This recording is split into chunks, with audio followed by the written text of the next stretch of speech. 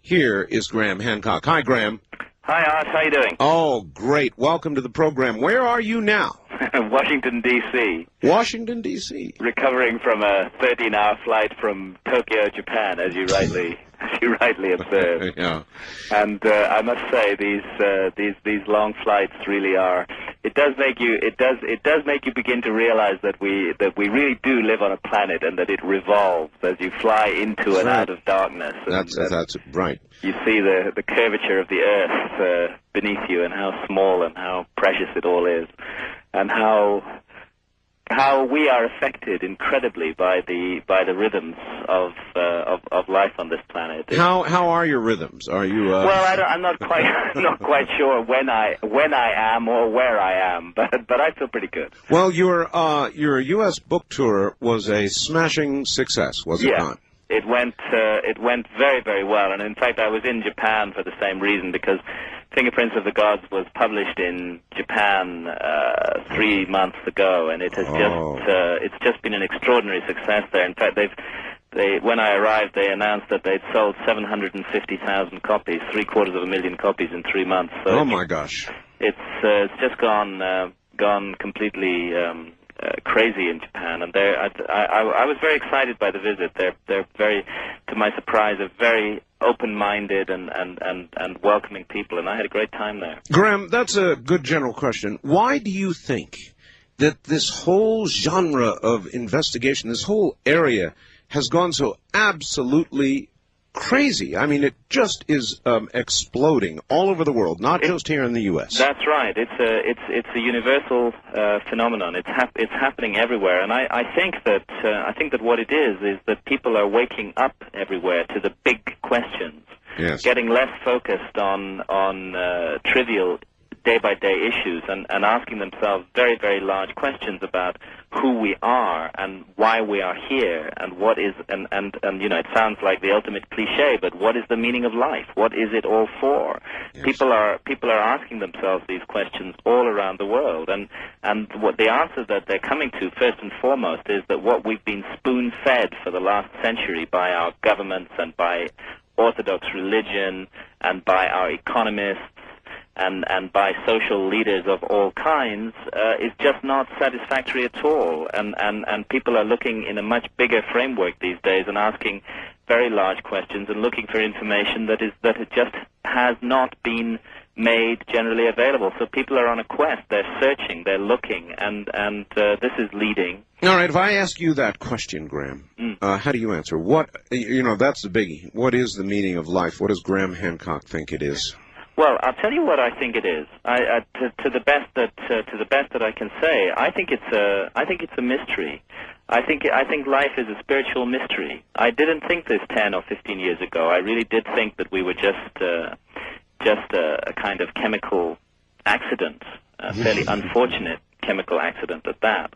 I've completely changed my view on all of these issues, and I think that we're involved in a very, very mysterious process that has to do with perfecting and equipping ourselves, preparing ourselves for something bigger and something beyond. I've come to regard life as an extraordinary opportunity to learn and to grow and to develop. And I don't think that anything that we learn, any experience that we encounter, any challenge that we overcome is wasted. I think it's all part of something that we add to ourselves as we go along. And I think that every time we take refuge in illusions of safety and security and fail to take the opportunities that life throws at us to transcend ourselves, I think we're letting ourselves down very, very badly. I've come to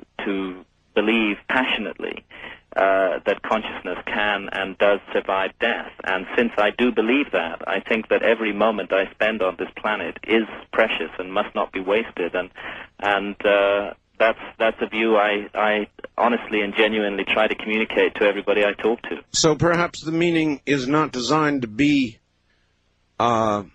discerned. Maybe the meaning is the quest itself. The meaning, you're absolutely right, Art. The meaning is the quest itself. This is the journey of life. It's to discover as best we can who and what we are. And because I have been immersed in ancient texts and ancient wisdom for so long now, I no longer ridicule such notions as reincarnation. I think probably we do come back in all kinds of different experiences and lifetimes, because one lifetime is not enough. There's a continual process of learning and growing and developing, and all the ancient religions say that eventually we reach a moment when we do transcend. And for the ancient Egyptians, the ultimate objective was to become a star. Imagine that, become a star, become a sun in the sky, distributing life throughout the universe, full of light and warmth and altruism. All right. Graham, can I ask you just a straight-out question? I had somebody, after your last appearance, they called me up and they said, it's ridiculous. We could build the pyramids. Who's to say we couldn't build the pyramids? What is the evidence that we could not build the pyramids, or could not have then built the pyramids? What is the best evidence? Well, the best evidence is that we haven't done it.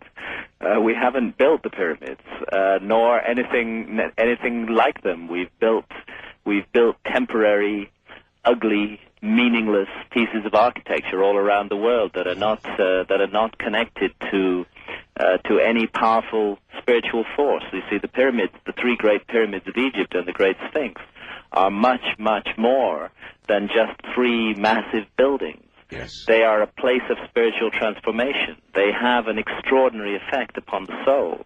And there is nothing that we build today which does that or which has that effect, because we have lost the knowledge of how to do so. Perhaps if we were to expend an enormous quantity of skill and effort and ingenuity, perhaps we could create something like the Great Pyramid, although I can tell you there have been two attempts in modern times, one by an American team and one by a Japanese team, to build a pitiful little 30-foot high pyramid. And what happened? And they both failed. They failed. The Great Pyramid is more than 450 feet tall and weighs 6 million tons. These two modern attempts attempted to do the job, first of all, using what they thought was the technology that was used in the building of the pyramids. And you have to understand that according to Orthodox theory, the ancient Egyptians had very simple copper tools. They didn't have the wheel or anything like this. So initially, both of these teams, one was from Waseda University in Japan, another involved Mark Lehner of the Oriental Institute of the University of Chicago. They tried to do the job with simple tools. And the Japanese attempt was a total disaster, and Mark Lehner and his team managed to build 1/3 of their pitiful little 30-foot tall pyramid before giving up. And what both of these attempts demonstrated, the Japanese actually had to give up using so-called ancient technology and started trying to use cranes, and even this failed. It was a dismal, laughable joke, and it shows that we don't actually even have the technical ability to do that job with that perfection on that scale. But the technical ability, to me, is much less interesting than the spiritual effect of these monuments. How could they have done it, Graham? Well, they knew something. They knew something, many things that we do not know. And actually, I don't know how they did it. All I know is they didn't do it the way that our Orthodox scholars tell us they did do it. That I'm sure of, as sure as I can be of anything on the face of this earth. They didn't build it with teams of unwilling workers and ramps a mile long. No, it wasn't done that way. All right, before we go to the phones, this is very important. I got in fact, several panicked communications. This is really interesting, Graham, from some people up in the Bay Area in San Francisco. Yes. After the last program we did. And they were very, very concerned about the commercialization of the opening of the Sphinx. Yes, I'm very concerned about it. I know you are. And but they wanted to do something. So they called the Egyptian embassy. And the person there at first kind of poo-pooed the whole thing and said, no, this isn't happening. And so the person then forwarded a lot of your information to this official in the embassy. And about 2 hours went by, and the call came, and the embassy guy was totally freaked out, to use the street term. I mean, he was very upset. He said, my family goes way back, and I'm sorry to say, but it looks as though your information is accurate. Interesting. So, yeah, interesting, right. So the question is, people who are disturbed about the manner of the procession of the opening of this, who do they respond to, who do they write to, how do they become active? Let me tell you that there's been a further development on this, because just today I gave a presentation on this matter after coming in from Japan and before having my nap. I gave a presentation on this matter to the Egyptian ambassador in Washington. And provided him with full documentation and asked him to look into this, and which he promised to do, because my impression is that the majority of officials in the Egyptian government are not fully in the picture about what is happening. The control over the monuments of Giza has been delegated to a subcommittee within the Egyptian Antiquities Organization, and that subcommittee is deeply and powerfully influenced by a man called Zahi Hawass, who is the official responsible for the pyramids and the Sphinx. And Zahi Hawass is directly, personally involved in the project that is taking place at the Sphinx at the moment, and indeed plays a starring role in the ghastly commercial promotional videotape produced by the team who are working, who have got the license to do the work at the Sphinx. And I'm not sure how much further knowledge of this goes within the Egyptian government, but I think that the more noise we all make about this, the more likely this horrific project is to be stopped. All right, where do we direct the noise? Well, I think that I believe very strongly in concentration of force, and while it would be good for people, I think that what needs to be done is to get a major newspaper or a major investigative television program in this country to actually go to Giza, to question all the officials involved, to question the Florida State University officials who are involved in this project. 4 geologists from Florida State University are involved in the project. Perhaps to question Joseph Shore, S-C-H-O-R, who is the individual through the Shore Foundation who is largely involved in financing this project, and to get full details on what is happening and to report this. And my knowledge of the American media is not as wide as it should be, but I would say that rather than send letters to lots of different programs or newspapers, it would be worth nominating 1 or 2 and have everybody write to them and say, we're concerned about this matter and we want it investigated. All right, well, it's got to be somebody with the resources. I would say CBS's 60 Minutes might be a good target. Yes. And they have the resources to go there and do as you have suggested. That's right. Graham, what do you think's inside the chamber of the Sphinx? Well, curiously enough, and I can only report this anecdotally, without being able to tell you that it is definitely fact. We've had a leak of information from one of the people involved in the team working at the Sphinx. Oh. And that leak of information, and I repeat, I cannot confirm that this is definitely the case, but it is interesting because it's from one of the people who has been working at the Sphinx with this team in the last couple of months, using ground-penetrating radar and seismic equipment. And that leak of information says that they have found 9 underground chambers and that metallic objects have been identified in all of those 9 chambers. No kidding. Mm-hmm. That's the information that I was given. How good do you think that information is? I think it's pretty good. I think that it's the genuine article. 9 underground chambers, and they've located which are according to their remote sensing equipment. These chambers contain metallic objects. Is the equipment sensitive enough to discern the nature at all? I know nothing more beyond what I've told you just now. This was a leak of information. People who are working on this project are supposed to be sworn to secrecy and not to tell anybody anything about it. Wow. But this is the leak that we received. Wow, that's some leak. Yes.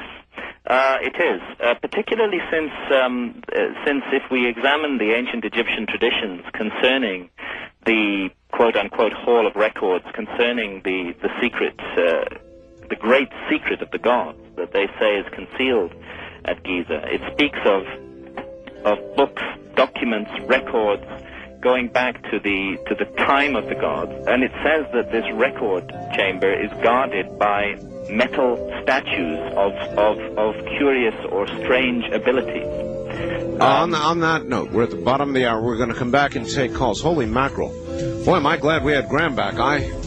That's some leak, isn't it? Thousands of years ago, Egyptians worshipped cats as gods. Cats have never forgotten this. That's it. Is that true, by the way? Did they worship cats as gods, Graham? No. No. I think that there's a grave misunderstanding of the nature of Egyptian religion, and this has partly been spread by our Egyptologists who make it their business to try to trivialize as much as possible this extraordinary ancient civilization. Everything about ancient Egyptian religion is symbolic. It's symbolism. And they use symbolism at several different levels of meaning. And all the animal figures, the animal masks, which we see in Egyptian reliefs, have symbolic functions, and often these symbolic functions at root are astronomical. The feline symbolism in Egypt is, we're quite sure, is associated with the constellation of Leo, the lion constellation, and represents that constellation and the way that that constellation marks a particular age or epoch. And we find that same symbolism expressed in the Great Sphinx, which is a lion-bodied monument. If we were able, if Graham Hancock were standing at the door, that first door leading to the first chamber beneath the Sphinx, and you were able to go through it, would you have trepidation, or would you march right through? No, I would have immense trepidation about going through it. These places are not meant to be marched into. I do think that they were meant to be found, but I think that what is required is a period of preparation, of careful preparation, and that's one of the reasons, amongst many, why I think that the project currently granted a license by the Egyptian Antiquities Organization at the Sphinx must be stopped forthwith, and the license must be withdrawn, while proper consideration is given to how this matter should be followed up. I do definitely believe that these chambers should be opened.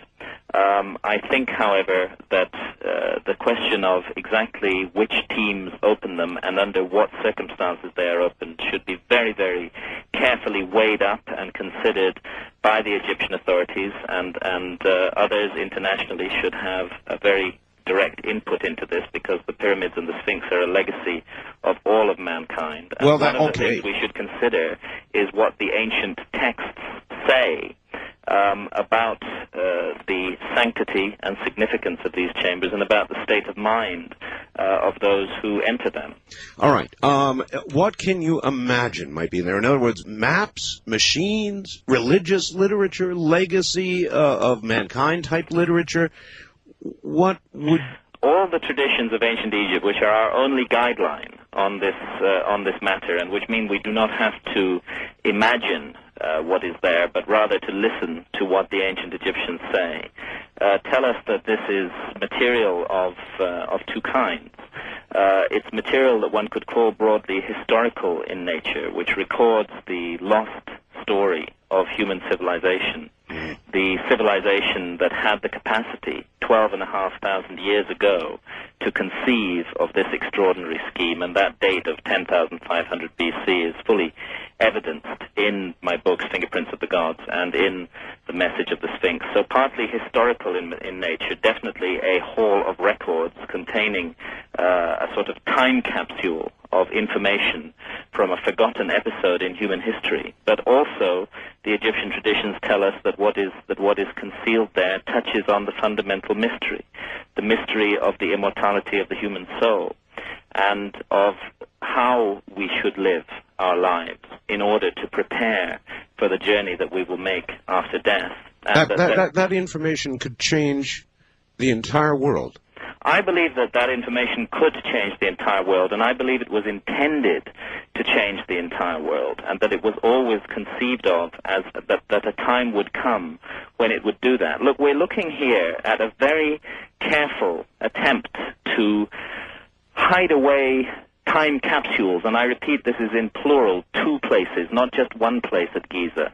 And for me, this is part of the significance, that we don't only have a chamber underneath the Great Sphinx, but we also have a chamber inside the Great Pyramid, the doorway to which was discovered by a robot camera in 1993. I mentioned this on your last show, but just to fill in those who weren't with us then, the Great Pyramid of Egypt, which weighs 6 million tons, has within its massive superstructure 4 very unusual features which are not found in any other pyramid. And these are narrow shafts which angle up steeply through the monument from inside 2 of the known chambers of the monument. And 2 of these shafts, they're just 8 inches wide and 8 inches high. You could roughly fit a small dog into the mouth of one of these shafts. 2 of these shafts go all the way through the body of the pyramid and exit on the outside and actually point at particularly significant stars. And the other 2 shafts from the lower chamber do not exit on the outside of the monument, and it was these, both the northern and the southern shaft, that were explored by the German engineer Rudolf Gantenbrink in 1993 with a very high-tech robot camera. And in the northern shaft, after a journey of approximately 80 feet, the robot came to a bend in the shaft. There were some metal objects observed on the floor which the camera could not capture in high definition, but they felt that they did not want to negotiate it around the bend unless it became stuck in the shaft. So they pulled it down. They then explored the southern shaft, and they reached the end of the southern shaft after a journey of 200 feet. And what was at the end of that shaft was a door, a portcullis door, complete with 2 metal handles. And this was the point at which Rudolf Gantenbrink's project inside the Great Pyramid was cancelled forthwith by the Egyptian authorities, and has never since been resumed, although in a rather parallel case to what is happening at the Sphinx, and again involving this same Egyptian official, Zahi Hawass. An announcement has been made that a Canadian team will be involved in opening that door later this year, and again there are signs of some sort of ghastly commercial enterprise surrounding this project as well. Now, if you were the survivors, let's just look at this theoretically. If you were the survivors of a lost civilization, of a civilization that was destroyed in the enormous cataclysm that brought the last ice age to an end, and a great civilization, I believe, and one with a high spiritual knowledge and purpose, if you had survived, if you were amongst the few survivors, and you had precious knowledge that you wished to pass down to the future, and you would be far-sighted enough to know that mankind would revert to barbarism, and that there would be a time of terrible darkness, perhaps for thousands of years, before humanity again reached a level where it could use this information, you would hide it away very, very, very carefully, but you would provide clues that would enable people eventually to find it. And I think that that's what we're looking at on the Giza Plateau in Egypt. We're looking at the clues that lead to specific locations. That shaft, which led to that doorway, was always a clue. The opening of that shaft was sealed until 1872. The last 5 inches of stone over the mouth of that shaft had been left deliberately in place, and if you walked into that to the lower chamber in the Great Pyramid before 1872, you would just have seen blank walls. But a very enterprising engineer went around those walls one day, tapping with a hammer, and found 2 hollow-sounding points, and he chopped those through with a chisel, and lo and behold, there were the mouths of these 2 shafts ascending up at steep angles into the body of the pyramid. And it's in these shafts, as I say, that these discoveries were made in 1993, and I think the builders of that monument always intended them to be found, but did not intend them to be found by barbarians who would not know what to do with the knowledge hidden there. Well, I'm not sure what that says about our present state of social affairs, but Graham, you mentioned hints. Are there any hints about when these things should be found? I mean, is there any text, anything that tells us the timeline when these things should be found? There is a curious suggestion of this, which is locked deeply into the entire ancient Egyptian system of knowledge, and this is connected to the changing patterns of the stars and the great cycle of the constellation of Orion, which, like all the stars in the sky, changes its positions over a 26,000-year cycle. And the effect of this change in position is to cause its altitude above the horizon to continuously rise for 13,000 years, then to fall for 13,000 years, then to rise again for 13,000 years. And if we go back to the beginning of that cycle, we find ourselves in the period when these monuments, when this incredible site was originally conceived, which I'm absolutely adamantly certain is the epoch of 10,500 BC, and it is now a simple astronomical fact that we're at the end of the current cycle. We're at the highest altitude, whereas at that time the stars were at the lowest altitude. We were then at the first time of Orion Osiris, and we are now at the last time, what would be in astronomical terms literally the last of days.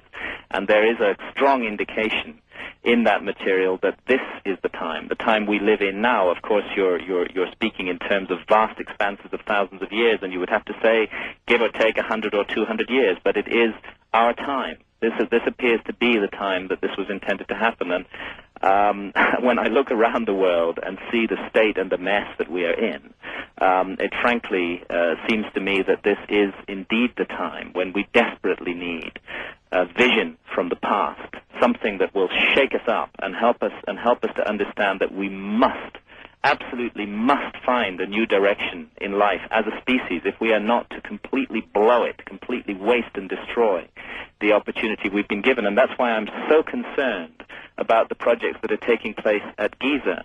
I'm concerned with the secrecy surrounding these projects, and I'm concerned that objects could actually be removed from those chambers, and it could be taken away without the rest of us knowing anything about it whatsoever. Or now, I don't know a lot about the pyramids, but I remember all the old movies, Graham, about the pyramids and sand shifting and walls and rocks coming down. Is it not possible that if they go blundering in the wrong way, Graham, there could be destruction? Yes, it's highly possible.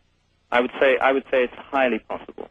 I would say that the ancient geniuses who created these structures had a profound knowledge of human nature and knew that greed and ego and the lust for power would come into play when these chambers were being discovered. And it is most probable indeed that they will have taken safeguards to protect against that, which still doesn't mean that the rest of us should be complacent about it. Perhaps the safeguard that they created was a psychological one. Perhaps the safeguard is us. Perhaps it's up to us. Perhaps it's up to the world community to assert definitely that these monuments are a legacy of the whole of mankind, and that the research and the projects that are taking place at them cannot be monopolized in secret by a few wealthy and powerful individuals. Perhaps that's the safeguard. Perhaps it's awakening human knowledge which will protect these chambers ultimately. All right. One quick question, then we've got to go to the phones. Here it is. My question to Mr. Hancock, this is my facts. If the pyramids were not built, as the scholars say it was, by thousands of unwilling workers and made long sand ramps, then tell me, Mr. Hancock, how was it built? Please be specific if you are so sure how it was not built. Well, first of all, we can be sure that it wasn't built with long sand ramps. There's simple engineering reasons for this. A team of human labor hauling a 2.5-ton block, and 2.5 tons is the minimum weight of a block in the Great Pyramid, cannot haul that block up an incline steeper than 1 in 10. Any steeper incline than 1 in 10 is impossible. Very detailed engineering studies have been done on this, and Robert Boval, who is, by the way, a construction engineer, my co-author on the Message of the Sphinx, Robert Boval and I report this information in the Message of the Sphinx in considerable detail. Now, a 1 in 10 ramp to reach the top of the Great Pyramid would have to be a mile long. If it were made of sand or mud or earth of any kind, it would collapse entirely under its own weight. The blocks being hauled up that ramp would cause the ramp itself to collapse. This is simple physics. The ramp would not support the weight of the blocks. Therefore, the only kind of ramp you could build which would be sufficiently stable to haul very heavy blocks, and I stress the minimum weight is 2.5 tons. There are blocks of 70 tons in the Great Pyramid. the ramp itself would have to be made of material as stable as the pyramids themselves. In other words, the ramps would have to be made of 2.5-ton blocks of stone as well. And a 1 mile long ramp reaching a height of 450 feet would occupy many, many times more area, of course, and more weight, and millions of times more material than the Great Pyramid itself. That material is nowhere to be seen around the Giza necropolis. That material that would have had to have been used to make those ramps has never been found. Then, Graham, can you conceive of how it was done? Or is the answer that that is part of the mystery? For me, that is part of the mystery, but I think it's clear that we are looking at a lost technology or a lost form of human knowledge. I pay attention to the many ancient Egyptian traditions that speak of priests using a kind of focused energy of the mind that they called hekau, which we primitively translate as magic, using focused energy of the mind to lift blocks of stone off the ground without effort, literally a levitation of the blocks of stone. I don't want to sound like some crazy, but we are so rooted and grounded in our materialistic conception of how things can be done. Our society has conditioned us like slaves ourselves to think that difficult tasks can only be accomplished by technology, and we fail to realize that we may not be using untapped capacities of the human mind. We may have the capacity as a species to do the most wonderful and extraordinary things, to achieve almost anything we can imagine, but we've got so fixed and locked into the technological way of thinking that we always look for a technological explanation. And that's why, since we know that there is no evidence, there's no surviving evidence of a high technology from the period of 2500 BC, we therefore go along with the Egyptologists when they come up with these ludicrous theories about slaves and ramps. Then, Graham, isn't it possible that once this is opened and it is realized that mankind has been, in effect, going entirely in the wrong direction, in the technological direction, when there was all the while another direction we should have or could have been going in, it will explode everything? Yes, that's why this material is in fact so subversive, and why there is such hostility and opposition to it by established authorities. Because this material questions the entire foundations of modern society, and it questions the entire ethic and philosophy of modern society, which has sought that the whole ethic of our society seeks to persuade us that we are nothing more than material beings, and that we must define ourselves entirely in material terms and in technological terms, and in terms of the objects that we possess. And so insidious and dark and ugly is this philosophy of modern society that we even come to regard other human beings as objects, and we're prepared to visit mass destruction on them without the blink of an eye. People use the bodies of other human beings as though they are objects to be traded. There was a case in England recently of two men who murdered a small child. They used his body and then murdered him and disposed of the body without a second thought, without a qualm, without a conscience. Monsters like that are the creation of our society. It's happening all over the world, Graham. Yes, it's happening all over the world, and thank God something else is happening all over the world as well, which is that people are waking up to the other side of our character, to the possibility that we are capable of transcending ourselves, that we have something wonderful within us, something divine as well as something dark, and that we can reach that. But if we stay locked in the mindset of the late 20th century, locked in the mindset of technology and objects, and fail to realize our spiritual potential, then it's going to be a terrible loss. So I think we're at a crucial, critical turning point in the life of mankind. Is it possible, Graham, very quickly, because we're coming to the top of the hour, we never did get calls, is it possible that we will miss it, that Orion will come and go, and mankind will not get to this information, and or worse yet, lose it? Yes, I think it's entirely possible that we will miss it. I think it's entirely possible that we will miss this window of opportunity that exists at the moment. I promise. It's very possible, but I also think it's possible that we can seize the opportunity. All right, I promise we go to the phones. Relax, Graham. We'll be back to you. That hour just went. Graham Hancock is my guest. From Washington, D.C., once again, Graham Hancock. Graham, if you could answer one quick question, then to the calls. It's a fax from Torrance, California. would you please ask Graham about a tool that Moses used to write the Ten Commandments? In his book, The Sign and Seal, he says that Moses went into the clouds on Mount Ararat. When he returned after using this tool, he had to cover his face. Was this some sort of powered tool? How was it powered? Was it a laser? What could it have been? Yes, thank you for that for that question. It was while I was writing The Sign and the Seal, which is my quest for the Lost Ark of the Covenant, that I first started to bump into these strange echoes of a kind of lost system of knowledge from long, long ago. Strange descriptions of objects and artifacts that seemed out of place in time and didn't fit with the orthodox view of history at that time. And actually, I think that the person who sent the fax is getting a couple of points that I made in The Sign and the Seal mixed up. There is a strange tool, I guess would be the word for it, that I refer to in The Sign and the Seal, which was known as the shamir, the stone that cuts rocks, or in some translations, the worm that cuts rocks.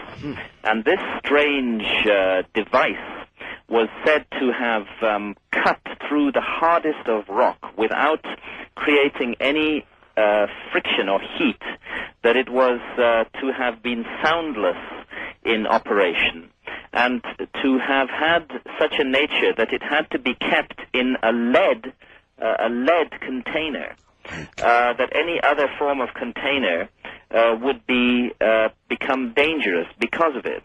And this strange object is said in ancient Judaic traditions to have been used in the construction of the Temple of Solomon in Jerusalem, because there was a prescription against using iron tools in the cutting of the ashlar blocks of the Temple of Solomon.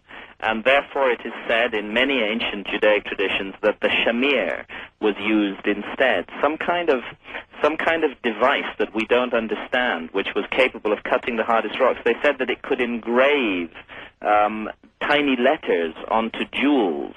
Yes, it does sound like I mean, if we look at it in terms of modern stuff, it sounds like some kind of laser. Like some kind of laser, all right. Or with an energy source. Now, the other point that the person who sent the fax makes is right. The Bible tells us that Moses, in fact, went up Mount Sinai twice, 2 periods of 40 days. At the end of the first 40-day period, he came down supposedly with the 10 Commandments written on 2 tablets of stone by the finger of God, and he found the Israelites worshiping the golden calf, and the Bible says that he destroyed the 2 tablets of stone at that time. He then returned back up Mount Sinai, spent another 40-day period there, and came down with 2 more tablets of stone. And this time, when he came down, his face is reported to have glowed so horribly that all his followers were terrified, and that ever afterwards, until the end of his days, he had to wear a veil over his face. It sounds like he was burnt. And when you listen to the descriptions of what went on at the top of Mount Sinai in the Bible and in extra biblical sources, it does sound very, very odd. And for me, the answer to this, and it was really the research I was doing on that led me to the research of Fingerprints of the Gods, and from there to the message of the Sphinx, because the background of Moses is the crucial issue. Moses grew up in the household of a pharaoh of Egypt. In fact, he was groomed as a potential pharaoh, and this means that he would have been initiated into all the high wisdom and knowledge of ancient Egypt. And I think that much of the magic and miracles associated with Moses needs to be understood in context of his Egyptian background as a high initiate, as a high priest, in fact, in the Egyptian tradition. And even the Ark of the Covenant itself, I found, has precedence in Egyptian traditions. Golden boxes are described, which, when opened, produce a jet of flame that comes out and burns, consumes anybody standing around them. That's exactly what the Ark of the Covenant did. And we are not to open that, are we? I would say not, no. All right, let's go to the phones. We promised we've got to do it. First time caller line, you're on the air with Graham Hancock. Hi. Good evening. Good evening. Hi. Where are you, sir? Speak to both of you, Mr. Bell and Mr. Hancock. Yes, sir. Where are you? I'm in the San Joaquin Valley of California. All right, go ahead. Just two quick points. The first thing, as you notice on the back of the $1 bill, the pyramid with the eye. Yes. Are you familiar with the purpose and what that means? Well, let me tell you what the symbol meant to the ancient Egyptians. It meant the immortality of the soul. It was they called it the benben, and it was the top, or the pyramidion, the top point of a pyramid, and you also see the same device on top of all obelisks. And it was associated with immortality. It was a symbol of immortality, and it was the primary symbol of ancient Egypt. I think, and I really think that the evidence for this is very strong, and indeed Robert Boval and I plan a second book and are working on the initial research of that at the moment, which will go into this, that the ancient Egyptian wisdom tradition, which was a tradition aimed at the spiritualization of mankind, did go underground after the destruction, the final destruction of Egyptian civilization under I agree with that. under the jackboot of the Roman Empire, that this wisdom tradition went underground and that it has found many ways to filter through into the modern world and to express its symbolism in the modern world. And there could be no more effective way of subtly impressing that symbolism on millions and millions of people than on placing it on the most common currency, the most widely distributed currency in the world, the U.S. $1 bill. Also, I wanted to quickly mention that as a scientist, many of my friends, I believe you know Dr. Patrick Flanagan, is that correct?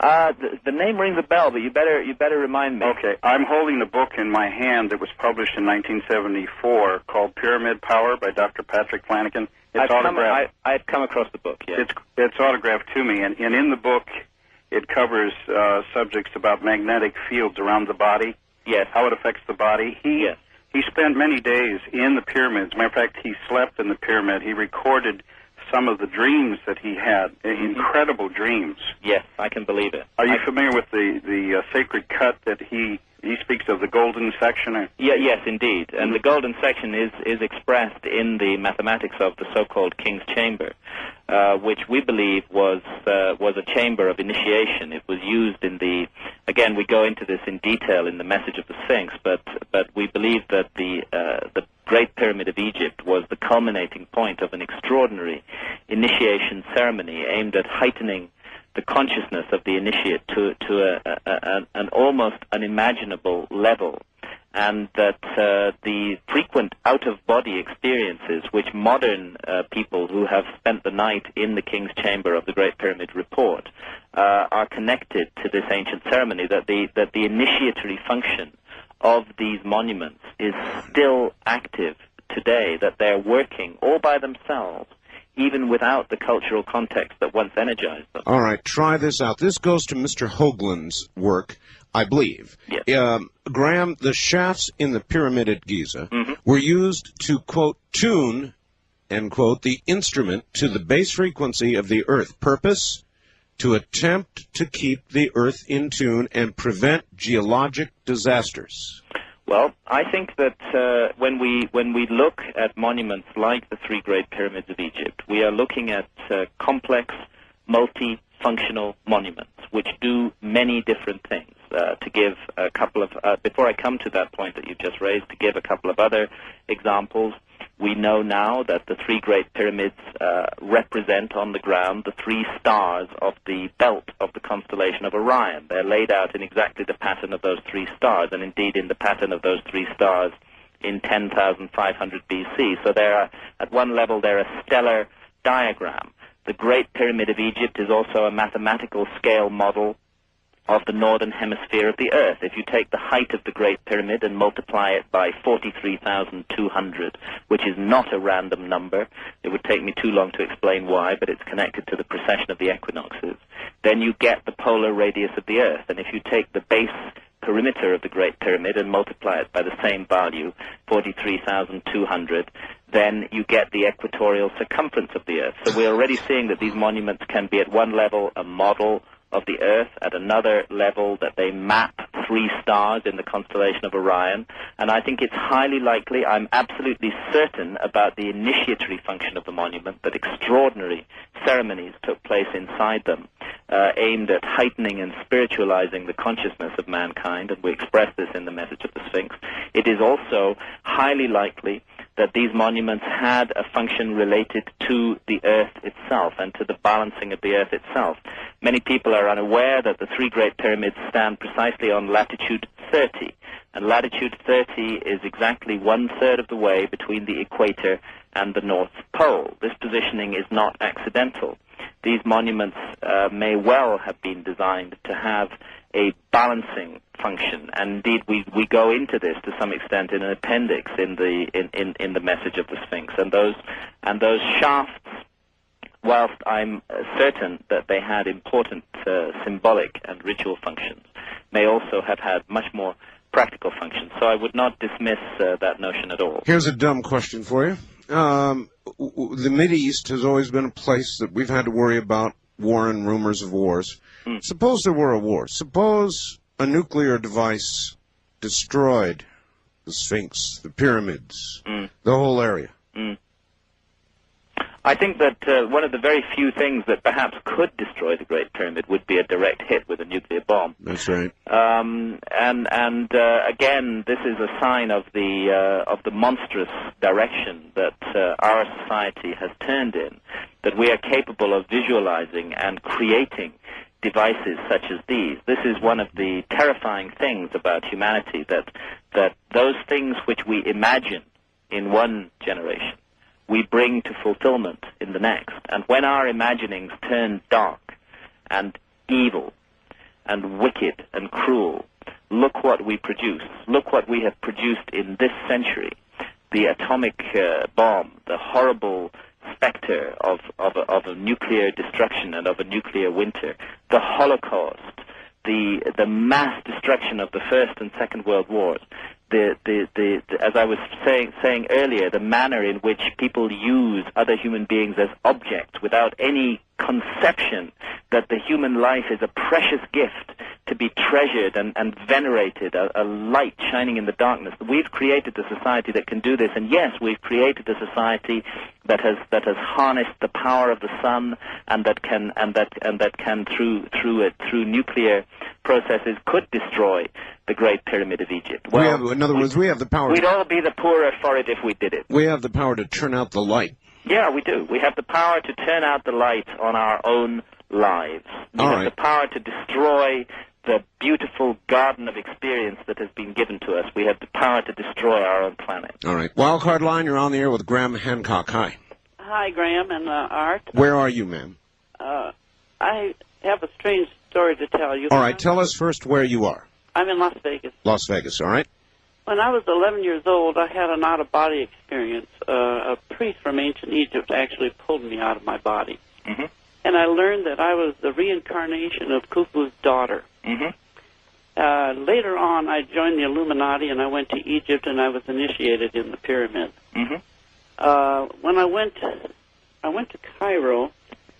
When I came out of one of the mosques there, we were touring. A young boy came up to me, and he said, "I know you." Mm-hmm. And thinking he might be a relative of someone I knew in the States, I said, "Oh, you do?" And he said, "Yes. You're Pharaoh's daughter. Your pictures are in all the tombs." How do you react when you hear this kind of thing, Grandma? Well, I react with a great sense of openness of mind, because I think that I believe in reincarnation. I think we're talking in the area of belief here. Let's be very clear about this. Yes. When a scientist, and I mentioned this the last time that we were talking on your show, when a scientist asserts and insists that there is no life after death and no such thing as reincarnation, that scientist is also making a statement of belief, not of fact, because he doesn't know. He's making a statement of his particular religious belief, and I find it a very unnourishing and unfulfilling religious belief indeed. Such scientists believe in nothing whatsoever apart from the material body. So we're in the area of belief here, and my belief, contrary to the so-called rational view of modern science, is that life is an extremely mysterious process, and that we are here to learn and to grow, that it's a precious opportunity, and I think we do come back. I think we do live many lifetimes. Can't prove it. It's just my belief. And it's a belief that has been strengthened by a deep immersion in the study of ancient texts and traditions. Now, if it's the case that we come back, then this experience that has just been reported to us may well be a valid one. And I can tell you that many people around the world today have a sense of an awakening memory. There is a sense that the pyramids of Egypt are operating like a beacon, drawing people towards them. And imagine this. Imagine if you were the survivors, as I spoke before, of a lost civilization with a high wisdom and knowledge, a knowledge that we do not have today, and you believed in reincarnation, and not just believed, you knew that it happened, and you knew that you would be reborn 12,000 or more years in the future, and that you knew that part of the deal with reincarnation is that you do not remember past lives, that at the most you get these faint, haunting recollections, but you do not clearly remember. Yeah. Perhaps you would create an alarm clock for yourself. Perhaps you would create a beacon that would draw you towards it, and an alarm clock, a symbolic alarm clock that would awaken those repressed memories of past lives. And therefore, I don't think it's necessarily to be scoffed at or entirely an accident that the great pyramids of Egypt have this effect on so many people, that they awaken their memories to past lives, and perhaps a whole generation is coming back and being awoken. That's a fascinating concept, that they are in effect an alarm clock. Yes, an alarm clock for the planet, to wake up a generation that passed away more than 12,000 years ago and that has come back. Everything about the ancient Egyptian texts speaks of the recreation of a former world. So that we might remember we were here. East of the Rockies, you're on the air with Graham Hancock. Hi. Yes, hello, gentlemen. This is Steve from South Dakota. Yes, sir. Hi. Very sobering and, wonderful show, Art. Thank you. And it's a great privilege to speak to you, Mr. Hancock. Thank you. If there were more humans on this earth who had the sensitivity to our world like Mr. Hancock, I really believe that we'd have a better world. I have two questions. Number one, I just purchased a tape recently called The Mystery of the Sphinx. It was an NBC special hosted by Charles Heston.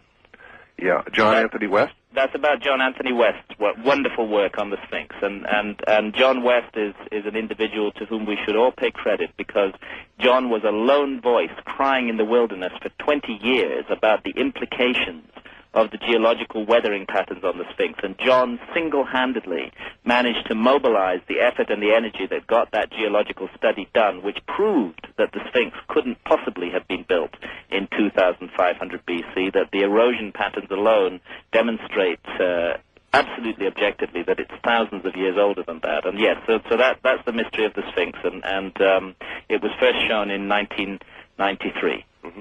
It reinforced the idea that behind the Egyptian sacred science was a complex understanding of number systems and geometry. Indeed, and so. I've been musing over the past year or so about the possibilities of a proportional symbolic relationship between the face on Mars. Mm-hmm. All right.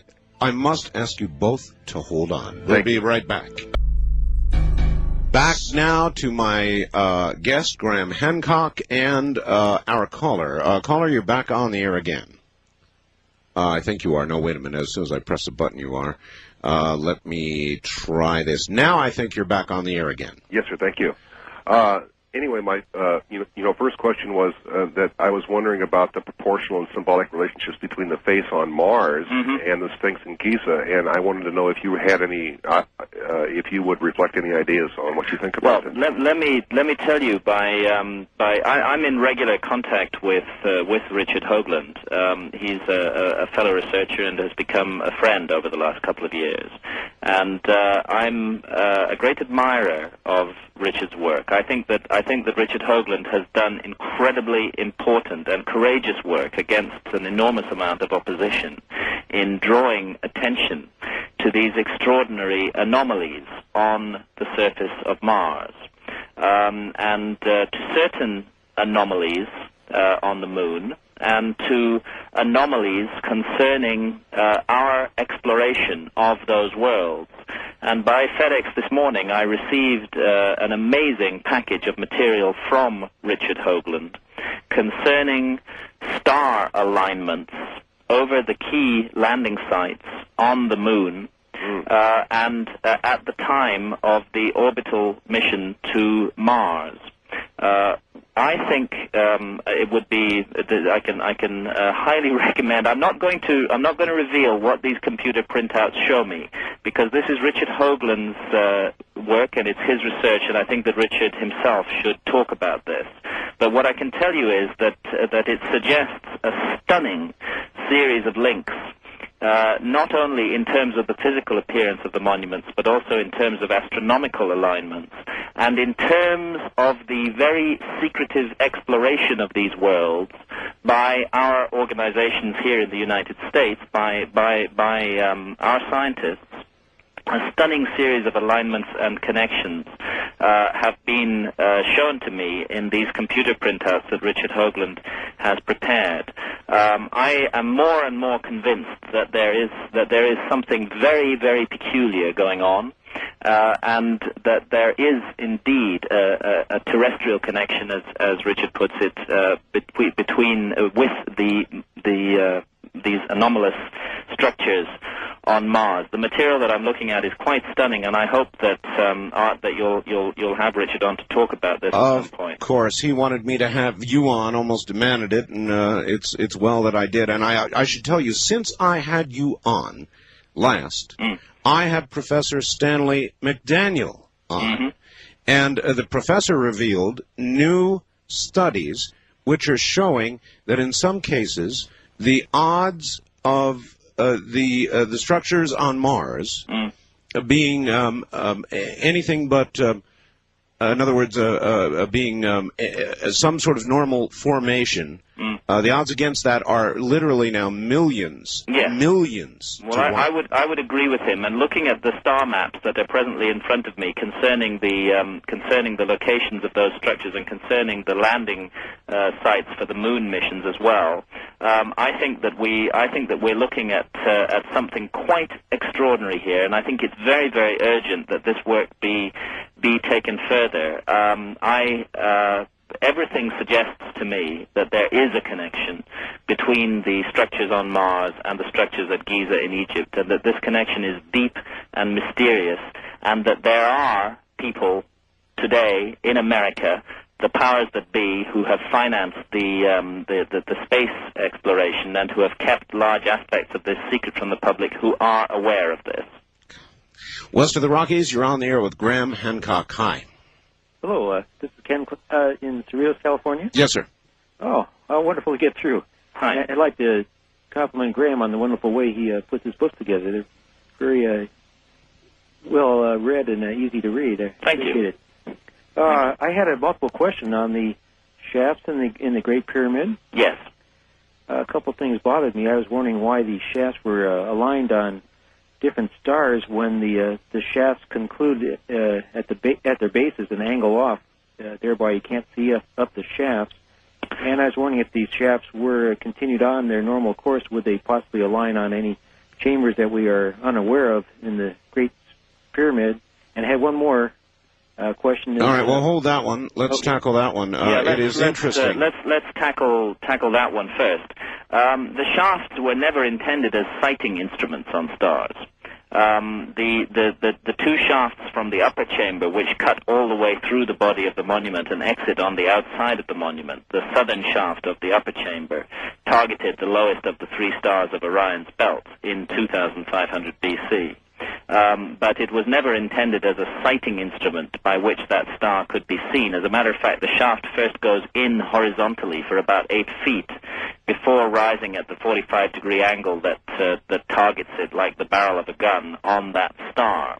So what is intended here is a symbolic connection with the star, not any kind of sighting instrument. And secondly, in terms of hidden chambers, The most inviting shafts are the northern and southern shafts of the lower chamber, which Egyptologists on no good basis like to call the Queen's Chamber. Right. The northern and southern shafts of that chamber, neither of them exit on the outside of the monument. The northern shaft was partially explored in 1993 until the robot came to a curve in the shaft around which it could not be negotiated.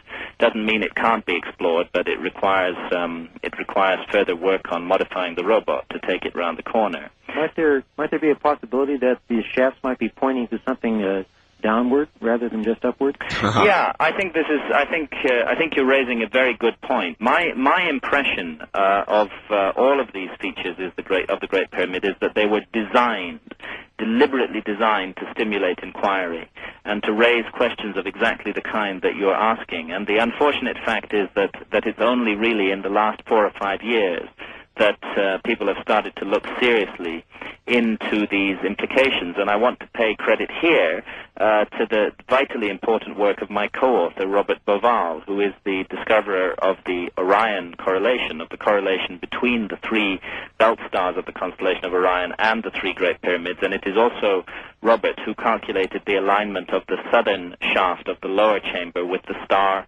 Sirius, which was considered to be the celestial counterpart of the goddess Isis. Now, it's this southern shaft that terminates, as I mentioned about half an hour ago, in a mysterious door complete with 2 metal handles at a depth of 200 feet inside the 6 million-ton body of the monument, and every indication of a chamber lying beyond that door. It may well be that there are many, many chambers within this monument, not just 1 or 2, but dozens, possibly even hundreds. There's plenty of room for them, and you could well be right in suggesting that the angles and pointings of the shaft suggest places to look. Graham, what does one experience when one stands within the pyramid? Well, for me, it's above all else a profound sense of mystery and of the sacred and of an invitation. And the invitation says, know me, work me out, work out what I am. Don't just stand there awed, but figure me out. To me, this is what the pyramid says more than anything else. It invites me to use my mind and to try and work out what it is. And this is why I feel Egyptologists have done us such a horrible disfavor over the last 150 years by telling us that they have all the answers and that we need not think about this monument.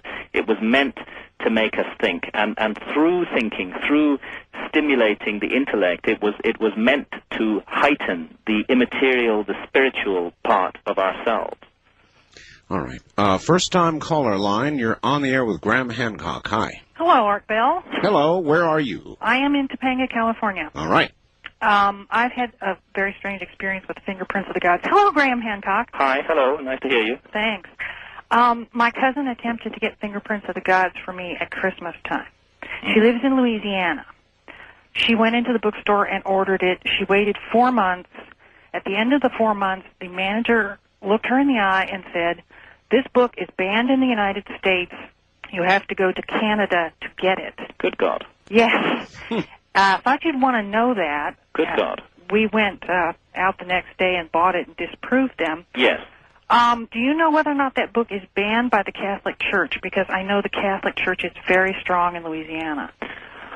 I'm not aware of any formal ban on the book anywhere. The way that the knowledge filter works in our society is to generally discourage people in one way or another, sometimes by making books difficult to get from reading things. But she may have run into a personal ban. You may have run into a personal ban. It was actually a personal bookstore ban. She has since it's quite discovered, possible. Yeah, there's a new bookstore in town, and she can now get your books. You'll be pleased to know. Good, I'm glad. But I thought you'd want to know there's book police out there. Yeah, well, there definitely are book police out there. There's no doubt about it. All right, ma'am. Thank you, and I'm glad it's not a fully. I mean, I've got copies here myself. Yeah.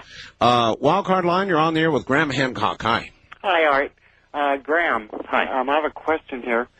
If Moses was inducted into all of the rites and the knowledge of ancient Egypt, yes, which you believe is incredibly superior, it sounds like. Yes. Why do you think he left all of that and decided to go off and follow what he said at the time was the one true God? Well, I think that all of these ancient Egyptian initiates believed in only one true God, and they saw the other gods, the reference, the whole concept of multiple gods in the ancient Egyptian system is entirely symbolic. And if you get down to the basis of the ancient Egyptian scriptures, you'll find that there is a belief in one and one only self-created deity, Atum, the god, the Genesis figure who creates himself out of nothingness, out of the primordial ocean, and who then creates all life, and all the other gods are simply manifestations of him. So there's no conflict within Egyptian religion with the notion of one God. Secondly, I think that Moses had a specific mission which has actually been incredibly successful, which was to spread into another culture the germ of the ancient Egyptian idea, to carry that off and lead to its dissemination around the world. And through Judaism and through Christianity, an offshoot of Judaism, I don't think it's an accident that in Christianity we see many features of the ancient Egyptian religion. The figure of Christ. I'm sorry if this is going to offend fundamentalist Christians, but the figure of Christ is an Osirian figure, the once and future king, the king who is sacrificed, the God, the son of a God who is sacrificed, and who will return, who will come again. This is precisely the symbolism of Osiris, and I think that what Moses was doing was spreading this concept, this idea, into another culture, and through that culture it has filtered down and around the world in many different ways. But I think it all goes back to a common source. All right, Graham, you likened the pyramid, the Sphinx, to an alarm clock. You talked of reincarnation and said that if you knew that you were going to be reincarnated, you would put something there to remind yourself, to an alarm clock. To wake yourself up. Yes. Do you think that modern man is now hearing that alarm going off, or do you think that we have reached over and we hit the snooze button?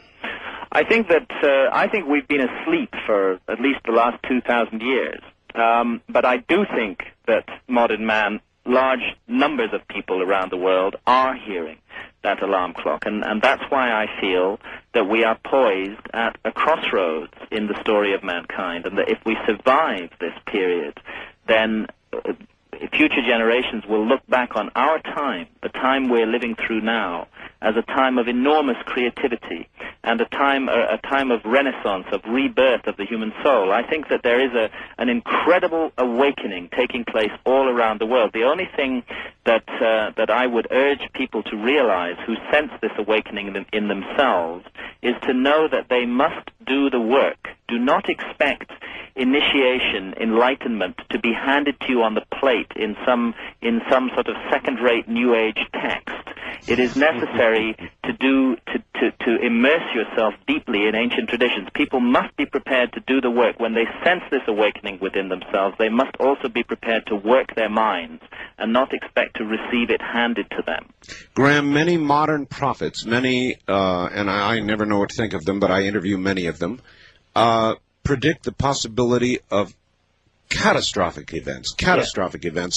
Many of them will say these don't have to happen. Others have said it is sealed. It's going to happen. Well, I don't think it's sealed, but I think it's possible. I went into the whole issue of cataclysms in depth in my book Fingerprints of the Gods, and I reported many of the ancient traditions, including those of the Maya, which speak of the coming of a terrible cataclysm. But what all of these ancient traditions, every single ancient tradition in the world that speaks of a former cataclysm and of the destruction of a great antediluvian civilization, all these traditions indicate that we ourselves, mankind ourselves, played a role in bringing that cataclysm down on our heads. Yes. And the suggestion is very strongly the case that if a future cataclysm will come, we ourselves will be instrumental in bringing it about, and therefore the possibility remains that we can change and transform our destiny, and that we need not confront a cataclysm. All right. East of the Rockies, you're on the air with Graham Hancock. Good morning. Yes, I'm glad I got through. I'm Kay from Janesville, Wisconsin. Glad to have you.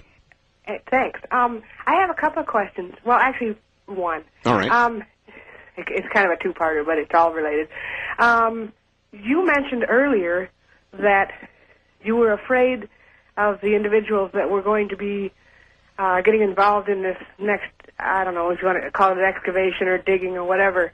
Yes, the expedition that is taking place at the Sphinx at the moment, and the plans for a similar expedition to be mounted inside the Great Pyramid for the opening of the door inside that pyramid. Yes, I'm concerned about the conditions that surround these projects, about the secrecy, about the hints of heavyweight commercialization, and about the possibility of a hidden agenda, and I'm concerned that objects and artifacts of enormous significance to mankind under these circumstances could be removed from those chambers, and that other artifacts could be replaced within them, and that we may never get to the truth as a result of this. Have you ever read the book, The Celestine Prophecies? Yes, I have read the Celestine Prophecies. Okay, are you kind of thinking of something on that order, where the government or whoever the powers that may be would be interested in hiding or spiriting away, so to speak, any information that might be enlightening to people, that might be a threat to... I think there are definitely people who have an interest in hiding the potentially explosive discoveries that could be made at the Great Pyramids and the Great Sphinx, at hiding them, at keeping them from the rest of the world, of not allowing that information to come out. I would say saying they would have an interest in that would be insufficient. They would have to do it. They would be compelled to do it. There would be no choice. Yes. Yeah. It would bring everything around their heads down. Yes, absolutely. There's a huge vested interest in the current system, and discoveries of this nature would change everything. And indeed, there are many who would wish such discoveries never to be made. And that's why I'm concerned, I repeat, about the secretiveness surrounding the project, because it makes it possible for discoveries to be made, and for those important discoveries to be hidden away again and never made public, and for more sanitized and politically correct objects to be placed in the chambers instead. Respond to this simple question before we get to the top of the hour. If the Egyptians, Graham, knew so much, why did their civilization fail? Why were they conquered by lesser nations? Well, this is the question: were they ever really conquered?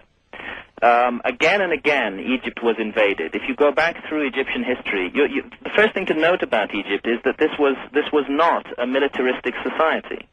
They were capable of defending themselves when they had to, but fundamentally this was a society that was opposed to military adventures, and which concentrated on cultivating the spiritual essence of man. And that's why when the Greek historian Herodotus visited Egypt in the 5th century BC, towards the end of the story of Egyptian civilization, he was still able to describe it as the happiest, the most serene, and the most beautiful civilization that he had ever encountered. These were not people who liked to go around killing other people. Now, Egypt, during its long history, was invaded on a number of occasions. The earliest major invasion was by a people known as the Hyksos, who occupied Egypt for several hundred years. And during this period of the Hyksos occupation, it appeared that Egyptian civilization had entirely submerged and vanished. All right, Graham. And yet it hadn't. It resurfaced in full flower when the Hyksos were driven out. All right, Graham, we've got to hold it there. Hold it, Graham. We're at the top of the hour. We got to go. Relax. We'll be right back to you. My guest is Graham Hancock, author of The Sign and the Seal, Fingerprints of the Gods, The Message of the Sphinx. And here he is once again. Graham, we have some stations that join at this hour, and you really laid one on us in the first half hour, and I want you to repeat that. You've got new information about the chambers below the Sphinx. If you wouldn't mind, one more time. It's a leak that somebody Yes, gave we've you. had leaked information from a member of the team that have been granted a license by the Egyptian government to work at the Sphinx, and they're using $1 million worth of ground-penetrating radar and seismic equipment, and they're looking for chambers under the Sphinx. Now, this team, as I've outlined earlier on, is operating under conditions of total secrecy, and I am deeply disturbed about the nature of this project, and my colleague Robert Boval is as well, and so are many, many others of us who are working in this field. And we think we ourselves are very anxious to have the research done and to find out in the proper manner what is in these chambers under the Sphinx and in the hidden chamber that we know now exists inside the Great Pyramid. But we also feel that this work is presently not being done properly in the right manner, and that it is obnoxious and wrong and extremely worrying that there is no public oversight of the research that is taking place. And we're therefore calling for these projects to be stopped, for the whole matter to be reviewed very, very, very carefully, and then for projects to be started again, but under proper circumstances with proper public oversight, no secrecy, no hidden agenda, and no commercialization. And with that said, what I'll tell you is that not everybody working on the project at the Sphinx appear to be happy with the conditions of secrecy surrounding it either, and we have had a leak from one of those individuals, leaked information, and what they tell us, what we were informed of, is that this remote sensing equipment, the ground-penetrating radar equipment that they're using, and other remote sensors have detected 9 separate chambers deep in the bedrock beneath the Sphinx, and that all of these chambers appear to contain metallic objects. We'll call this leak Deep Chamber. Yes. Do you expect to be able to get more information from this person? We are actively pursuing every avenue on this matter, and we are also calling on every concerned individual to apply pressure to get these current projects stopped, because I repeat, the grave danger under these circumstances is that the public may never learn what is in these chambers. It's perfectly possible with all this secrecy for objects to be removed from those chambers and for nobody to be told what is happening, and this is not the right condition for proper scientific research to occur in. So we think the most important thing is for pressure to be put on the Egyptian authorities to stop these projects. I spent 2 hours today with the Egyptian ambassador to Washington, presenting him with our dossier of information on this. And you mentioned, Art, I think earlier on, that perhaps a good show in the United States to investigate this matter, a powerful show with the resources to do the job, would be something like 60 Minutes. You betcha. And because the concentration of force is the most effective way to work, I would urge anybody who's concerned about this matter and would like to get this problem investigated to write a letter to 60 Minutes. If they get enough letters from enough people, even they will wake up and pay attention. Our media have a tendency to tamely follow the orthodox Egyptological line, but they also have a responsibility to listen to the voice of the public.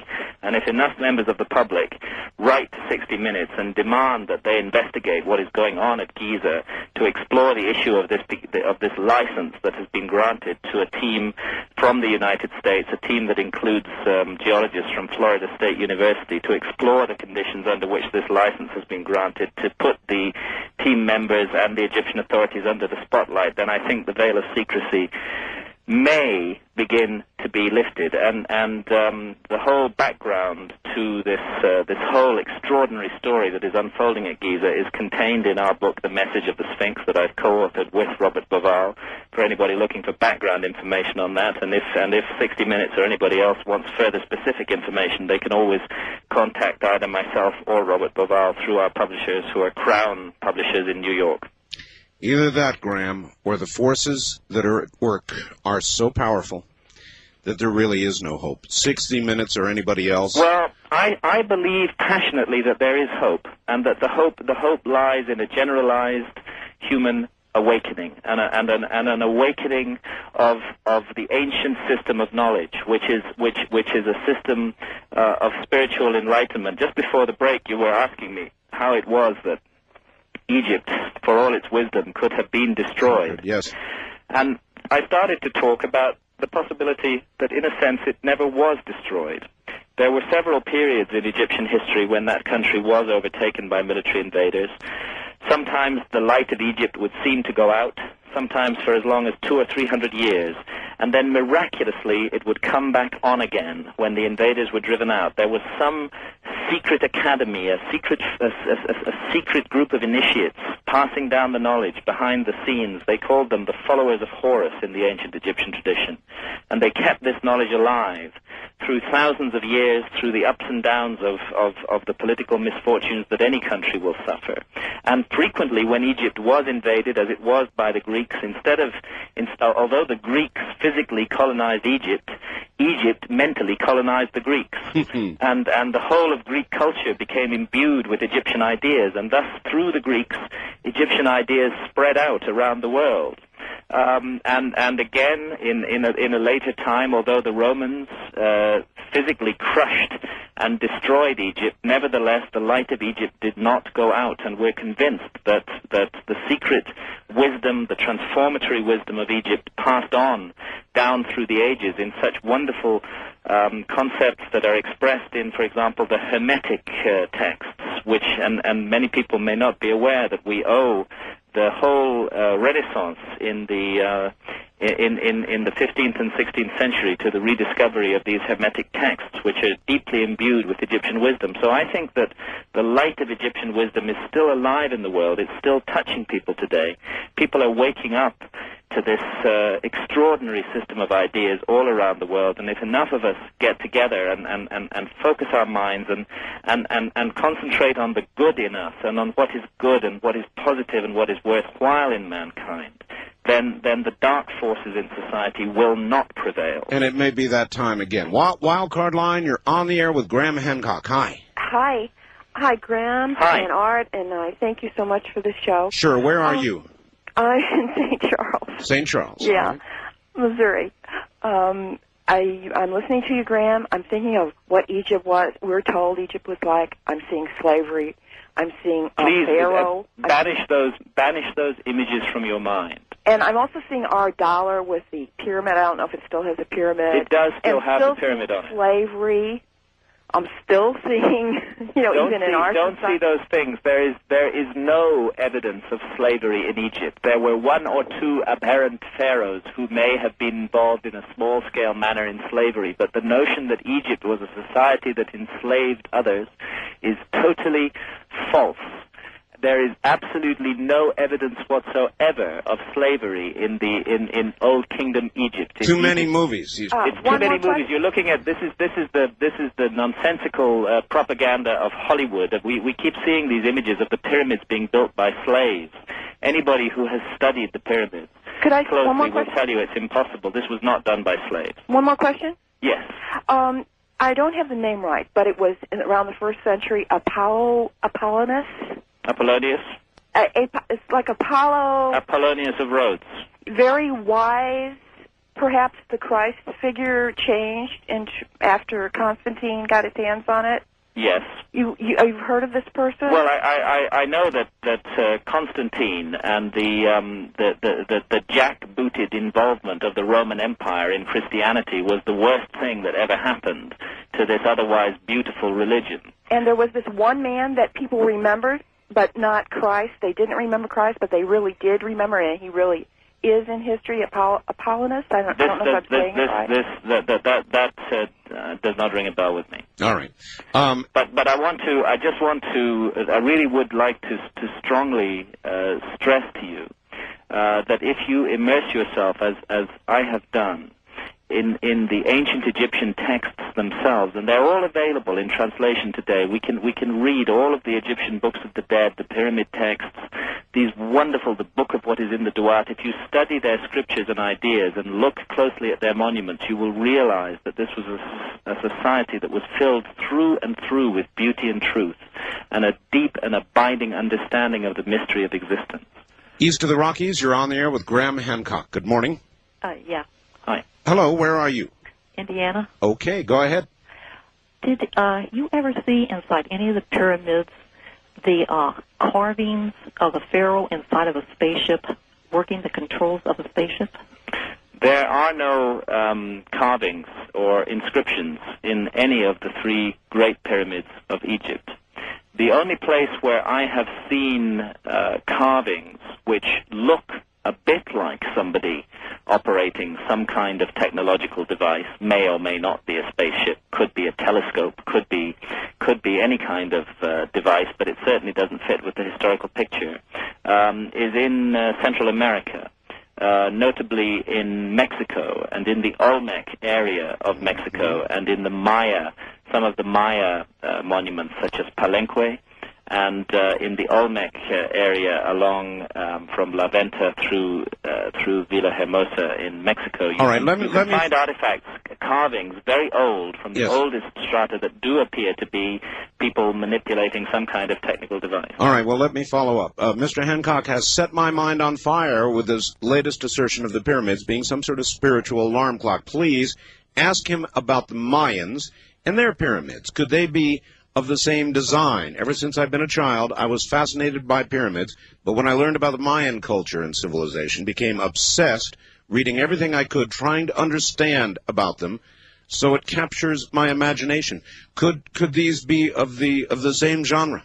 Yes, I think they are of the same genre. I go into this issue in depth in my previous book, Fingerprints of the Gods, which is available in paperback recently, by the way.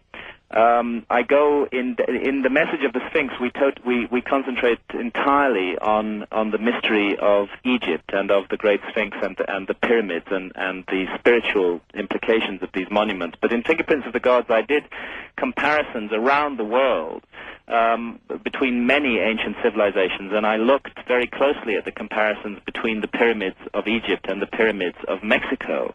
And yes, there is undoubtedly a link and a connection between these monuments. And the connection, in my view, is not a direct influence of Egypt on Mexico or of Mexico on Egypt, but it's an inherited common influence, a remote and ancient influence that touched both of those places. And for me, it's particularly significant that the three most mysterious pyramids in Mexico, which are the pyramids of Teotihuacan, the pyramid of the moon, the pyramid of the sun, and the smaller pyramid of Quetzalcoatl, which run alongside the so-called Way of the Dead in the city of Teotihuacan, just north of Mexico City. Teotihuacan is a very mysterious place.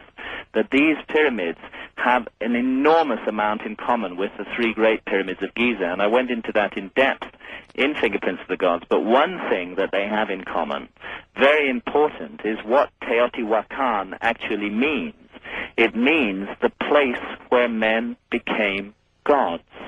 That there is an ancient tradition attaching to these extraordinary Mexican pyramids which suggests that they were in some way involved in the spiritualization of mankind, in the recognition or the realization of the immortal part of our nature. Separate. And that is precisely what the three great pyramids of Giza in Egypt were about. They were part, we are convinced, of an ancient spiritual science of immortality to awaken the immortal part of ourselves, and yes, to awaken the memory of a previous life. This is entirely possible in my view. In other words, separate artifacts that in fact enhance the totality of the evidence, period. Yes, definitely. All right. It is said that at one time the surfaces of the Great Pyramid were covered with smooth, polished stone with a mirror-like finish. Have you discovered the quarry, which was the source of the stone, and what happened to the stones? Also, what is the relationship between the capstone mentioned in the Bible and the capstone of the Great Pyramid? Well, to answer the first question first, yes, all three of the Great Pyramids, it is known for sure, were once completely encased in polished white limestone. And from the very few surviving casing blocks, we are able to say a number of things about this limestone casing. Firstly, it was an extraordinary technological feat. There were 22 acres of limestone facing stones on the sides of the Great Pyramid. Secondly, these stones had an average weight of 16 tons each. Thirdly, they were lined up to each other with such precision that in the few remaining casing stones it is impossible to slip even a sheet of paper, of thin paper, into the joints. The joints are so closely aligned, and the great Egyptologist William Flinders Petrie, at the turn of the century, likened the precision of the casing blocks to modern opticians' work, to quote him, on a scale of acres. They were a remarkable technological feat. Now, we know that they covered the entire pyramids from earlier travelers' tales. Many of the Arab commentators wrote about how the pyramids shone brilliantly in the sun with this polished white casing. What we're now seeing is the substructure that lies underneath the casing. But there was an enormous earthquake hit the city of Cairo in 1301. And it is this earthquake that shook loose the majority of the facing stones. And unfortunately, those facing stones were then, large part of the remainder, were then quarried off the pyramids by the local population and used in the construction of large parts of Cairo. As to the source of the stone, it's the Mokattam Hills, about 20 miles away to the east of Giza, across the River Nile. Ah, so it is known. And the capstone? The missing capstone of the Great Pyramid is an extremely interesting matter. We cannot be certain that it was ever in place. It is possible that the Great Pyramid never did have a capstone. I personally think it probably did have a capstone, but since it has been missing since recorded history began, we cannot be absolutely certain of this. I've climbed the Great Pyramid 3 times, and the top of the Great Pyramid today forms a perfect square, roughly 20 feet along each side, with half an additional course of masonry. What's happened is that masonry has been knocked off the top and rolled down over the centuries. There is enormous significance in Egyptian tradition attached to the pyramidion, the capstone, the top of a pyramid. It was called, as I said earlier, the Ben-Ben. It was the ultimate symbol of the immortality of the soul. And my colleague Robert Boval has argued in his earlier book, The Orion Mystery, that one possibility for what may be hidden inside one of the concealed chambers in the Great Pyramid is indeed this missing capstone, that it was taken off by the high priest at a certain point and placed inside the pyramid. Boy, you'd have to wonder what would happen if they put it back.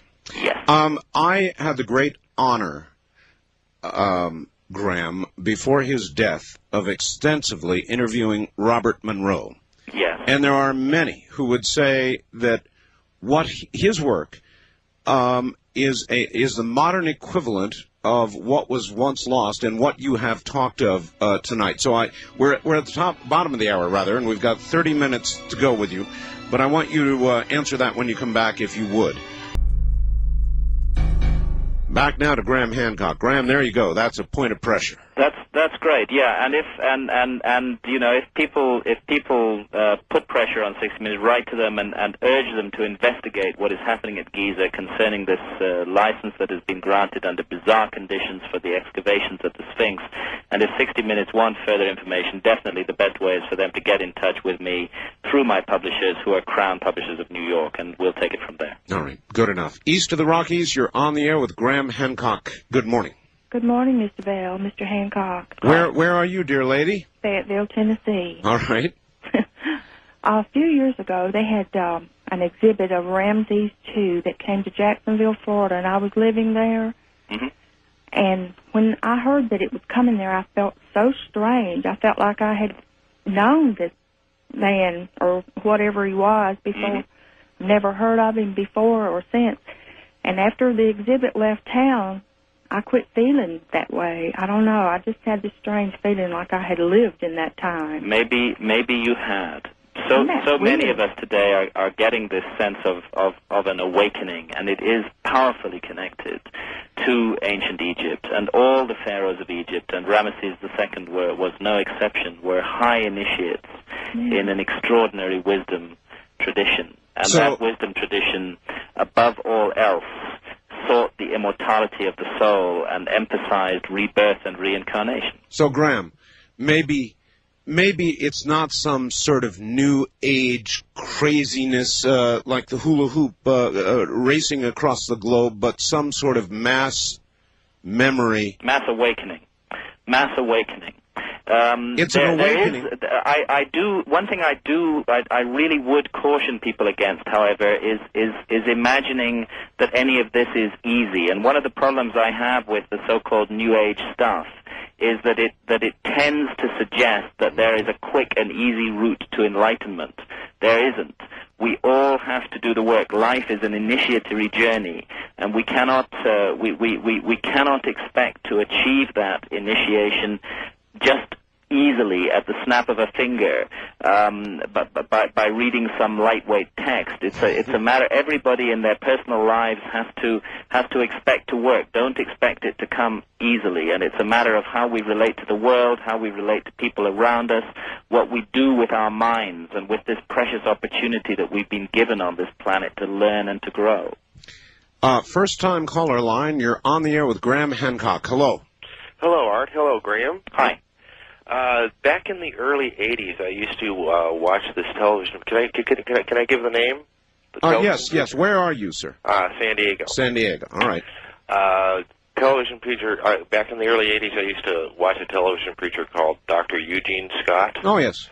And he used to sit on the air for hours and read from this book called, I think it was called, The Secrets of the Great Pyramid. Mm-hmm. And a book which purported that the passages in the Great Pyramid were sort of like a calendar that sort of pre-recorded modern history. Could you expound on that? Well, I'm suspicious of the notion which has been expressed in some rather badly researched, in my view, that specific modern events, such as, for example, the Great Depression and other events in the 20th century, have in some way been prefigured by the angles of certain passages inside the Great Pyramid. I don't think the geniuses who created the Great Pyramid, the spiritual geniuses who created that, were particularly interested in predicting the ups and downs of the modern economy.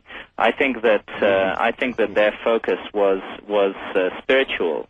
I think there is a sense in which the Great Pyramid is a prophetic device, and which it is, and in which it is bringing to a focus today the energies of millions of people around the world. And I think that it was always designed to do that. But no, I don't think that it specifically predicts particular events. I think that, as a matter of fact, I don't think that any destiny is carved in stone. I think we make our own destiny as we go along, and we always confront crossroads, and we always have to make choices. And the fundamental choice in the world today is the choice between good and evil. And all the ancient texts say that evil exists in the world, and that God could not prevent evil from existing in the world, but that mankind was created with the power of choice, that we have the power to choose between good and evil. We have the power to choose the destiny that will confront us. And for that reason, I reject the notion that the Great Pyramid is specifically prophetic of particular events in our century. Regarding current social behavior, Graham, my hopes are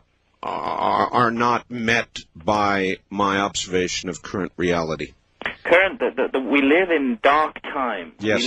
We live in dark times and a dark night of the soul, and terrible forces are at loose in the world today, which are leading mankind on the path of destruction. And too many people are prepared to go along with this, and to make excuses for cruel and vicious behavior towards others, and to turn a blind eye to cruelty and unkindness and wickedness in the world.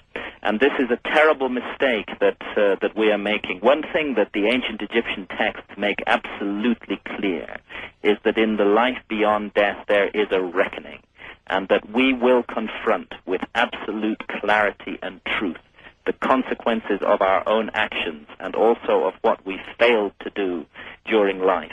And that's why I think it's so important for everybody to wake up to the mystery of life, and to realize that this life is an opportunity that we've been given to prepare, and not to waste it away, and not to allow the darkness that is engulfing the world to continue to spread. We can resist it, we can oppose it, and on what we do about this, we will ourselves be held accountable in the final reckoning. That I am sure of. I am too. West of the Rockies, you're on the air with Graham Hancock. Hello. Hi, Art. Thank you very, very much. My name is David. I'm in Eugene, Oregon. Yes, David. And I must say, in a world full of people who use fear to motivate, you are a true soldier because you use courage and knowledge to guide us, and I appreciate that. Thank you. And for Graham, I've been to the pyramids in Chichen Itza, and I was about 15. That was 10 years ago, and my father took me and my sister. And regardless of how they were built or what their tolerances between stones are, you have to realize that it took a great passion from a great many people to want to build these things and want to put them there for some reason. And all I can say is that you have to look forward and you have to realize that there is a reason for their knowledge. Let me see. No, you're absolutely correct. These, when you go to these monuments with an open mind, as you clearly did, it becomes immediately apparent that you are looking at works of transcendent skill and beauty and spiritual power. The principal pyramid at Chichen Itza, which is a step pyramid, and it stands in the middle of the great grassy area in the center of Chichen Itza, is called the pyramid or the temple of Kukulkan. And Kukulkan was the Mayan name for the civilizing deity Quetzalcoatl, who's a very similar figure to the ancient Egyptian god Osiris, a god of resurrection and rebirth. And that pyramid of Quetzalcoatl at Chichen Itza is so perfectly situated in relation to the rising of the sun, so perfectly designed in its positioning on the earth, that on the spring equinox, an amazing effect is observed on the northern staircase. For 3 hours and 22 minutes exactly, an illusion of light and shadow creates the figure of a gigantic feathered serpent, and that was the emblem of Quetzalcoatl, undulating up and down that staircase. Now, to position the monument so precisely in relation to the rising of the sun on that particular day requires an amazing geodetic and astronomical knowledge, and yet this is just totally overlooked by our Orthodox scholars. I have this horrible feeling, Graham, that when we, and if we ever do learn the secrets held within the Sphinx, within the pyramids, we're going to discover that we've been doing it all the wrong way. I'm sure you're right, Art. I really completely agree with you on this. I think we've been doing it all the wrong way for 2,000 years. I think that we've gone down a sidetrack in the evolution of our consciousness. We've been held back. We've been delayed. We've been prevented by dark forces from moving along, and those dark forces are within ourselves, and it's up to us to overcome them. That we cannot hand over responsibility for this to any external force. It is up to us ourselves to realize the potential for beauty and truth that lies within us. And if we do not realize that potential, then we alone are responsible for it. All right. First-time caller line. You're on the air with Graham Hancock. Good morning. Good morning to both of you. Where are you, pray tell? I am in Portland, Oregon. Okay. And I had a question for Mr. Hancock, and that is my now 10-year-old son will be traveling with his grandmother November of '97 with John Anthony West. Oh, wonderful! They're going to go to Egypt with John? Yes. Well, they'll have a marvelous journey because John has the deepest and most profound and beautiful knowledge of the mysteries of ancient Egypt. Yes, and I've seen his video on his theories of that area as well. Yes. But my question to you was, I'm looking for information that my son, who's now 10, who will then be 12, that he can look at and gather knowledge about that is a truer sense of the history of Egypt. Because after listening to you and listening to my grandmother, your textbook is not necessarily what the history of Egypt is about. And what you read in textbooks is definitely not what the history of Egypt is about. The standard Egyptological textbooks are extremely misleading, and they falsify the story of this wonderful civilization. Right. And I'm really glad I had the opportunity to get through, because I had a question about some of your books and wondering how technical are they? Well, I find I give many talks, public talks at bookshops and at conferences, and I find that many young people attend those talks, and I frequently got through to people of under 10 years of age, and the new book, The Message of the Sphinx, does contain technical information concerning astronomy, but it's all backed up with very clear diagrams which help the more difficult ideas to be understood. And I would say, for all of us, the sooner we start doing the work, the better. As I've always say, never expect it to be easy. And the younger we start on the journey of discovery, the better. I definitely. I'm not trying to sell my books on the air, but unfortunately there are very few books around which look at Egypt from what I think is the true point of view. And I would urge your son to have a look at The Message of the Sphinx, have a look at Fingerprints of the Gods, have a look also at the Orion Mystery. The Orion Mystery, that was the other one. I couldn't remember the name of. That's Robert Bauval's previous book, and then he and my previous book was Fingerprints of the Gods, and both of these books deal extensively with Egypt, and then we got together to write The Message of the Sphinx. Now, I feel it's my responsibility as an author to write books that are readable. Above all else, a book has to be read, and I try to tell a story which is a readable story and which will not bore the reader, but at the same time to convey truthful and solid information, and that's why I always include footnotes in my book. But don't be put off by that. The information is all there, and I think it is accessible to young people. Well, that's great. We also homeschool, so it's going to be a great adventure to have a year and a half to work on the information together. That's great. That's the way to do it, and I'm glad you put the emphasis on the word work, because we all have to put our minds into gear on this. That's stuff. Right. Yeah. Exercise that muscle up there. Yeah. All right. Exactly. Thank you, dear, and Okay. good luck to you. Thank you. Yes. Take care. Time is short. Wildcard line. You're on the air with Graham Hancock. Yeah, Art? Yes. I'm calling from San Diego. Yes, sir. And I've got two questions for Graham. All right. The first question I have is that how do you think the Islamic fundamentalists of Egypt will react if they find out what's going on at Giza, especially with the discoveries that could be discovered there? All right. That is a good question. Graham? I think that there is this curious political background to what is happening in Egypt, which needs to be taken very carefully into account. There is, unfortunately, in extremist Islam, a tendency to believe that anything which precedes the Quran is knowledge that should not be known.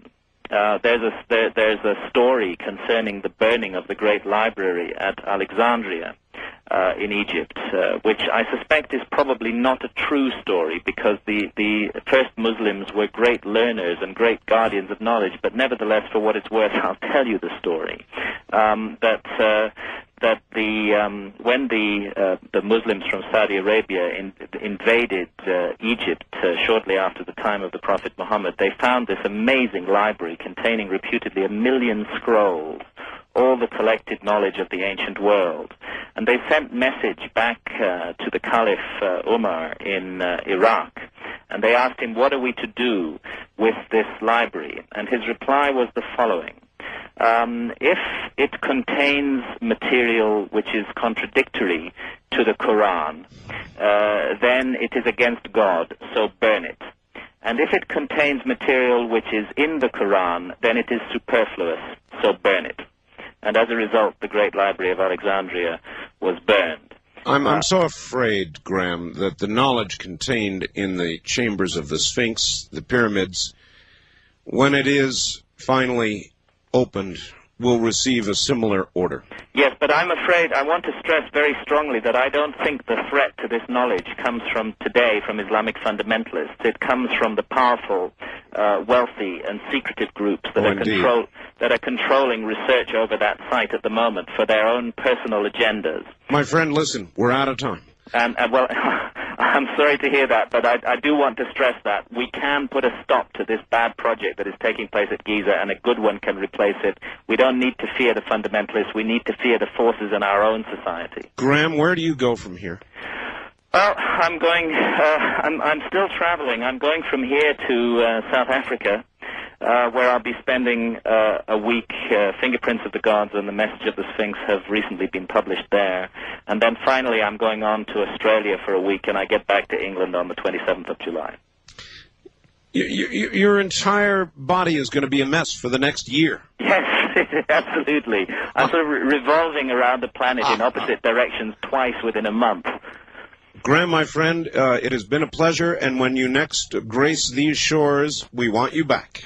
I look forward very much to talking to you, Art. I think your show is a great forum for ideas and discussion and awakening the good spirit in people all around the world, and that's just what I'd like to close on. That there's so much goodness in people, and it's in all of us, and all we need to do is to reach for it and make it strong, and we can send the darkness away. Thank you, Graham.